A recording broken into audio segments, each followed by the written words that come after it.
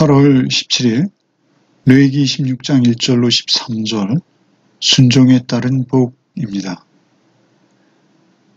이제 레위기를 끝내가면서 26장은 언약에 따른 축복과 저주를 선포하십니다. 먼저 26장 1절로 13절은 말씀에 순종했을 때 이스라엘이 누리게 되는 축복입니다. 그리고 이제 14절부터 마지막 절까지는 그 반대의 상황으로 이스라엘이 하나님의 말씀에서 떠났을 때 그들이 직면하게 될 저주에 관한 선포이죠. 먼저 오늘 우리가 묵상할 말씀은 1절로 13절 말씀, 순종에 따른 복입니다.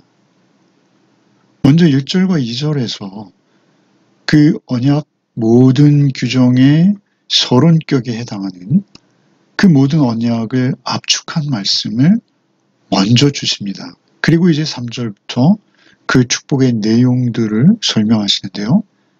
먼저 1절로 2절을 읽겠습니다. 너희는 자기를 위하여 우상을 만들지 말지니 조각한 것이나 주상을 세우지 말며 너희 땅에 조각한 석상을 세우고 그에게 경배하지 말라. 나는 너희의 하나님 여호와임이라. 너희는 내 안식일을 지키며 내 성소를 경외하라. 나는 여호와이니라. 제일 먼저 그 모든 율법의 전체 요약은 우상을 만들지 말라라고 말씀하시는 것입니다. 너희는 자기를 위하여 우상을 만들지. 우상은 헛된 것입니다. 우상이라는 히브리어 의미 자체가 헛된 것, 무가치한 것, 아무것도 아닌 것, 이런 의미입니다. 그러니까 자기를 위하여 자기가 만든 어떤 신적 존재, 자기가 가장 절대시하는 어떤 가치, 자기가 만든 하나님이죠. 그런 우상을 만들지 말라 시작하시는 것이죠. 조각한 것이나 주상을 세우지 말며 너희 땅에 조각한 석상을 세우고 그에게 경배하지 말라. 그러니까 조각한 것이나 주상이나 조각한 석상을 세우고 거기에 경배하는 사람들이 이방인이요, 불신자요, 또는 하나님을 믿는다면서 금송아지를 조각하는 자들인 것이죠. 당시에 조각한 것, 주상, 이 조각한 석상들이 우리에게 유적으로 고스란히 남아있죠. 그 이방들이 조각한 건축물들 또는 석상, 조각품들, 지금 우리가 봐도 놀라울 정도의 수준과 규모와 아름다움을 자랑하고 있습니다. 사실 그러한 것들에 빠지지 않는 것은 쉽지 않습니다. 눈에 보이는 그 아름답고 화려한, 금방 무엇인가 이루어질 것 같은 그러한 조각한 것이나 주상이나 석상을 세우지 않는 것은 쉽지 않은 것입니다. 그것은 무엇입니까? 그것은 하나님을 사랑하는 자, 하나님을 사랑하는 자만이 그러한 석상이나 주상을 자기 마음에 만들지 않습니다. 그러니까 여기서 우상을 만들지 말라라고 말씀하시는 건 사실은 그 내적 사랑이 하나님을 향해 충만할 때 가능한 것입니다. 우상을 만들려는 유혹으로부터 자유할 수 있는 방법, 그것은 하나님을 사랑할 때입니다. 그때 세상에 경배하지 않을 수 있습니다. 조각한 것이나 주상이나 조각한 석상에 경배하는 그러한 잘못을 범하면 안 된다라고 말씀하시는 것이죠. 그것이 첫째입니다. 그걸 말씀하시면서 나는 너희의 하나님 여호와임이라 라고 말씀하시는 것이죠. 나는 너희의 하나님 여호와인 것을 잊지 말라고 하시는 것입니다. 너희는 내 안식일을 지키며 내 성소를 경외하라. 우상 만들지 마라, 안식일 지키라, 성소를 경외하라. 세 가지죠. 우상을 만들지 않는 건 하나님 사랑입니다. 그런가 하면 안식일을 지키는 것과 성소를 경외하는 것, 안식일을 지키는 것은 시간이죠. 성소를 경외하는 것은 장소입니다. 그러니까 시간과 장소의 어떤 외적 울타리가 있다는 것이죠. 하나님의 사랑 안에서 살아가는 자, 하나님의 사랑을 배반하지 않는 자, 세상의 우상에 경배하지 않는 자, 하나님이 우리의 여호와 하나님이신 것을 아는 자, 그들에게 외적 울타리가 있는데 그것은 시간적으로 안식일을 지키는 것입니다. 세상의 모든 일을 멈추고 쉬고 그리고 하나님 앞에서 절대 평안과 안식을 누리는 구별된 시간, 그것이 외적 울타리입니다. 시간의 울타리, 안식일. 그런가 하면 장소가 있습니다. 성소를 경외하라. 경외한다는, 두려워한다는 것입니다. 하나님이 나와 함께 계신 장소, 하나님이 나와 함께 계심을 늘 경외함으로 잊지 않는 것입니다. 안식일을 지킨다는 것은 우리가 앞에 살펴보았습니다만 모든 절기들, 안식년, 희년, 그 외의 모든 절기들의 뿌리, 기반, 그 베이스가 안식입니다. 하나님 앞에서의 쉼, 우리에게 모든 것을 충족시켜주는 분은 유일히 하나님 한 분이심을 믿고 신뢰하며 희년을 지키고 안식년을 지킬 수 있는 그러한 믿음의 근거, 그 안식일 그리고 성소를 경외하는 것, 그것을 명령하시고 나는 여호와니라 말씀하시죠. 이제 3절과 5절은 그들에게 하나님을 그렇게 경외할 때 약속되어지는 내용 중에 가장 먼저 풍요를 약속하세요. 3절부터 5절 읽겠습니다. 너희가 내 규례와 계명을 준행하면 내가 너에게 철을 따라 비를 주리니 땅은 그 산물을 내고 밭의 나무는 열매를 맺으리라. 너희의 타작은 포도 딸 때까지 미치며 너희의 포도 따는 것은 파종할 때까지 미치니 너희가 음식을 배불리 먹고 너희의 땅에 안전하게 거주하리라. 내 규례와 계명을 준행하면, 조건적이죠. 내 규례와 계명을 준행하면 철을 따라 비를 내려, 이른 비와 늦은 비입니다. 파종할 때 내리는 비, 추수할 때 내리는 비, 각각 그의 비의 성격과 양이 다릅니다. 무조건 비가 많이 오면 큰일 납니다. 철을 따라 내리는 비가 중요합니다. 때에 맞는 비가 중요하죠. 그것은 오직 하나님께서만 베푸실 수 있는 은혜라는 것이죠. 내가 너에게 철을 따라 비를 주리니 땅은 그 산물을 내고 밭의 나무는 열매를 맺는다는 것이죠. 팔레스틴은 일반적으로 가나안 땅 척박합니다. 그럼에도 불구하고 하늘에서 내리는 은혜로 말미암아 그들이 일용할 양식을 얻을 수 있다라는 것입니다. 5절에 너희의 타작은 포도 딸 때 미치며 너희의 포도 따는 것은 파종할 때까지 미치니.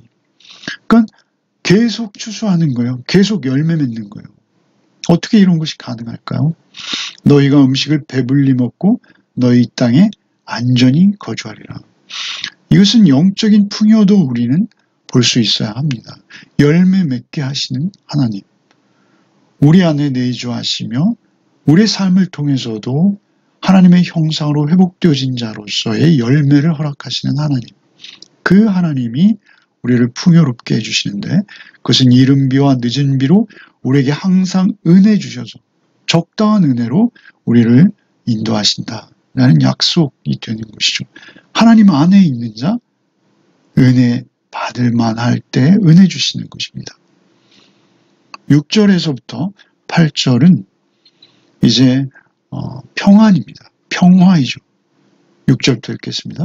내가 그 땅에 평화를 줄 것인즉 너희가 누울 때 너희를 두렵게 할 자가 없을 것이며 내가 사나운 짐승을 그 땅에 제할 것이요 칼이 너희의 땅에 두루 행하지 아니할 것이며 너희 원수들을 쫓으리니 그들이 너희 앞에서 칼에 엎드러질 것이라.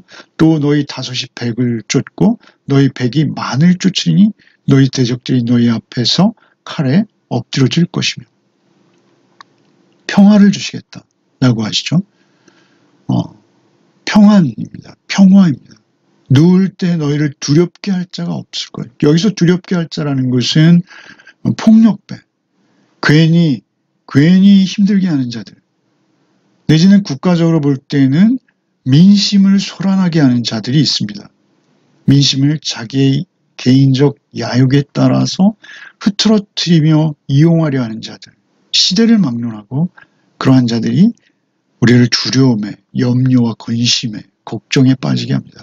너희를 두렵게 할 자가 없을 것이다. 하나님의 은혜죠. 내가 사나운 짐승을 그 땅에 취한다. 사나운 짐승은 그때 팔레스타인은 일체적으로 곰이 아직 있었고 사자가 있었습니다. 칼이 너희 땅에 두루 행하지 아니할 것이며, 이것은 전쟁을 말하는 것이죠. 국가적 전쟁.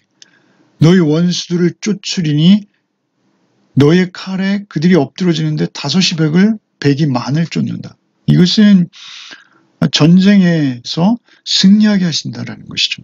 기드온과 같은 것이죠. 다윗과 솔로몬 시대, 다윗 시대에는 전쟁을 할 때마다 이겼고 솔로몬 시대에는 전쟁을 할 필요도 없었습니다. 전쟁은 여호와께 속한 것이라는 것이죠. 오늘날 우리에게 적용한다면 우리도 영적 전쟁을 합니다. 늘 세상 가운데서 우리의 삶은 영적인 전쟁이죠.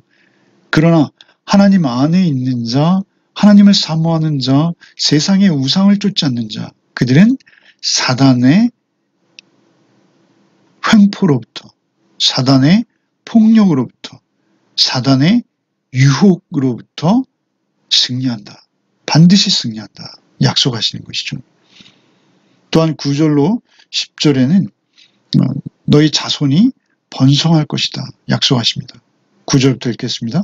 내가 너희를 돌보아 너희를 번성하게 하고 너희를 창대하게 할 것이며 내가 너희와 함께한 내 언약을 이행하리라. 너희는 오래 두었던 묵은 곡식을 먹다가 새 곡식으로 말미암아 묵은 곡식을 치우게 될 것이며 내가 너희를 돌보아 너희를 번성하게 하고 너희를 창대하게 한다. 이것은 자손의 축복입니다. 번성, 창대. 내가 너희를 돌보아. 이 대목을 공동번역은 나는 너희를 부드러운 얼굴로 굽어보며 이렇게 번역하고 있습니다. 돌본다는 것은 하나님께서 얼굴을 돌려 돌보시겠다라는 것이죠. 마치 민수기 6장의 얼굴빛과 같은 그러한 어감입니다. 너희를 돌보아 너희에게 부드러운 얼굴로 굽어보아 너희를 번성하게 하고 너희를 창대하게. 여러분 우리에게 있어서 출산은 하나님의 축복입니다. 번성하게 하고 너희를 창대하게 할 것이며 함께 내 언약을 이행하리라. 오래 묵은 곡식을 먹다가 새 곡식으로 말미암아 묵은 곡식을 치우게 된다. 이것은 번성의 조건입니다. 여러분 경제적으로 어려워지면 자녀를 낳을 수가 없어요.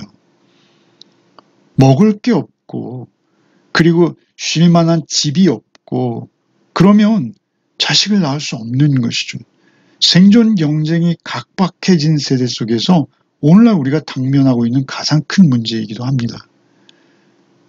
특별히 자손을 번성하게 하시겠다 하시고 새 곡식으로 말미암아 묵은 곡식을 치우게 되는 먹고도 남는 풍요함으로 너희를 번성하게 하고 창대하게 하겠다 약속하시는 것이죠.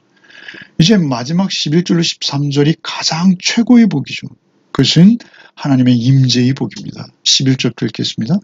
내가 내 성막을 너희 중에 세우리니 내 마음이 너희를 싫어하지 아니할 것이며 나는 너희 중에 행하여 너희의 하나님이 되고 너희는 내 백성이 될 것이니라. 나는 너희를 애굽 땅에서 인도하여 그들에게 종된 것을 면하게 한 너희 하나님 여호와이니라. 내가 너희의 멍에의 빗장을 부수고 너희를 바로 서서 걷게 하였느니라. 특별히 내가 내 성막을 너희 중에 세우겠다. 하나님의 임재의 상징인 성막이죠. 성막이 그들 중에 있을지라도 그 성막에 하나님이 계시지 않으면 성막은 허울 뿐인 것이죠. 그러나 내 성막을 너희 중에 하나님이 직접 세우시겠다. 이렇게 하나님이 세우신 성막이 무엇이죠?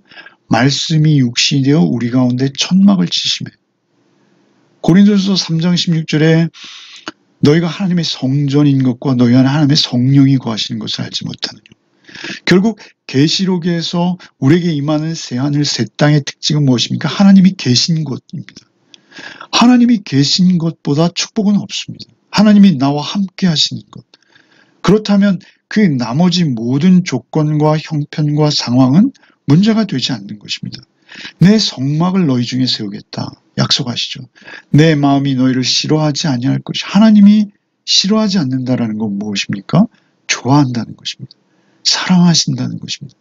나는 너희 중에 행하여 너희의 하나님이 되고 너희는 내 백성이다. 너희 중에 행한다라는 이 히브리어는 왔다 갔다 한다 이런 의미입니다. 그러니까 하나님께서 성막에만 계시지 않고요. 우리 가운데서 왔다 갔다 하시는 거예요. 그러니까 우리 안에 거하시는 거예요. 너희 중에 행하여 너희의 하나님이 되고 너희는 내 백성이다. 최고의 축복이죠. 하나님의 백성인 것입니다. 내가 하나님의 백성인 것을 내가 확신하고 남들이 볼 때도 저자는 하나님의 백성인 거예요. 13절에 나는 너희를 애굽 땅에서 인도하여 그들에게 종된 것을 면하게 한 너희 하나님 여호와니라. 내가 너희의 멍에의 빗장을 부수고 너희를 바로 서서 걷게 했다. 이것은 무엇입니까? 이것은 하나님의 임재 가운데 말이죠. 우리가 은혜를 누리기 위해서 우리가 잊지 말아야 될 것이 있습니다. 꼭 기억해야 될 것이 있습니다. 이제 14절부터는 불순종에 따른 저주를 말씀하실 것이죠. 그 저주 가운데 들지 않는 것은 하나님의 임재를 변함없이 계속적으로 누리는 것입니다. 하나님이 우리 가운데 계속 다니시게 하시는 것입니다. 그렇게 하는 것은 어떤 방법이 가능할까요? 그것은 끝없이 우리의 구원의 은혜를 잊지 않는 것입니다. 나의 빗장, 멍에의 빗장, 멍에는 죄의 종노릇하게 하는 것이죠. 그 멍에의 빗장을 부수고 바로 서서 걷게 하신 하나님. 이제는 하나님 말씀 안에 좌로 나오나 치우치지 아니하고 말씀에 순종하는 삶을 살게 하신 하나님. 나를 구원하신 하나님. 그 하나님의 은혜를 잊지 않는 것이 우리가 저주 가운데 빠지지 않는 것이죠. 이 마지막 경고를 끝으로 은혜로 사는 것을 이제 설명하시고 이제 14절부터는 그 반대의 상황을 설명하십니다. 하나님의 약속을 오늘도 누리시는 복이 있으시길 바랍니다. 하나님의 은혜 안에 거하는 하루가 되시기를 바랍니다. 우리 안에 어떠한 우상도 세우지 않는 하루가 되시기를 바랍니다. 우리의 시간과 우리의 있는 그곳이 하나님이 임재하시는 곳이 되는 복이 있으시기를 바랍니다. 기도하겠습니다. 주님 감사합니다. 오늘도 우리에게 말씀을 주시니 감사합니다. 어찌 이리 큰 복인지요. 주께서 말씀 육시되어 우리 가운데 거하시며 우리를 성전 삼사 우리 안에 주의 말씀의 빛을 비추어 주시는 주님.